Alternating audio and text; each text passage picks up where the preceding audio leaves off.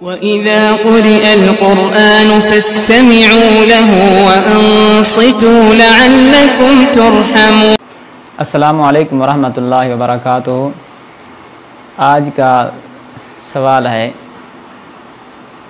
کہ امام صاحب 2 رکعتوں کے بعد تشہد نہیں بیٹھے،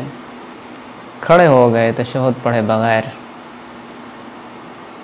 پھر واپس آ گئے اور سجدہ سہو کر لیا تو نماز ہو گئی یا نہیں ہوئی؟ تو اس کے تقریباً 3 صورتیں ہو سکتی ہیں کہ اگر امام صاحب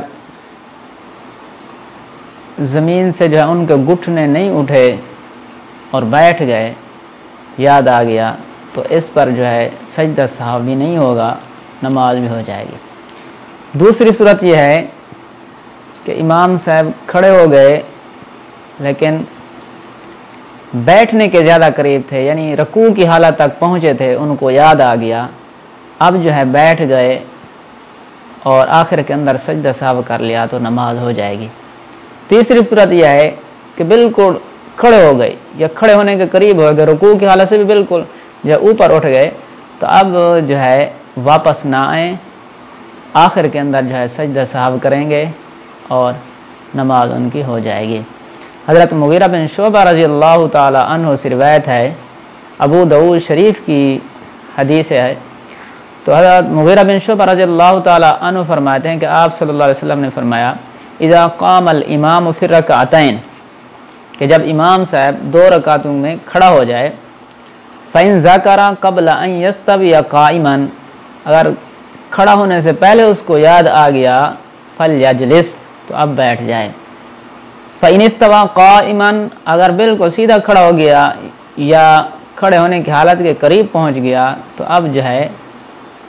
فلا یجلس، فرمایا اب واپس نہ آئے، ویسجد سجدۃ السہو، اور آخر کے اندر جو ہے سجدہ سہو کر لے، نماز ہو جائے گی۔ لیکن اگر کھڑا ہونے کے بعد، سیدھا کھڑا ہونے کے بعد پھر بھی واپس آ گیا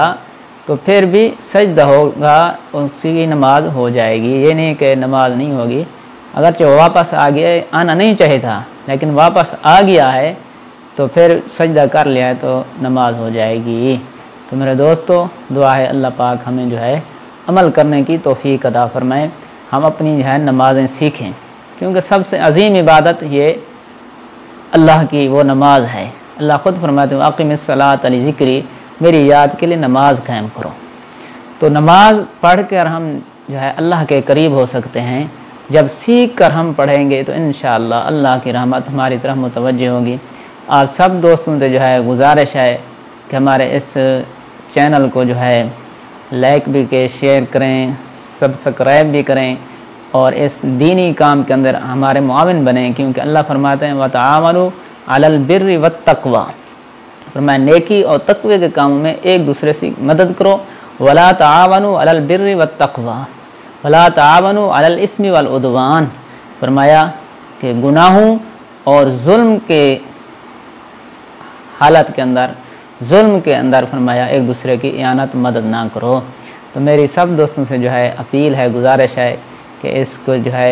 ساتھ دیں ہمارا، اس کو آگے جو پھیلائیں، جہاں تک جائے گی، جس کے پاس آواز پہنچے گی وہ اس کی نماز صحیح ہوگی تو انشاءاللہ ہم سب کو جو ہے اجر و ثواب ملے گا۔ دعا ہے اللہ عمل کی توفیق عطا فرمائے۔ السلام علیکم ورحمۃ اللہ وبرکاتہ۔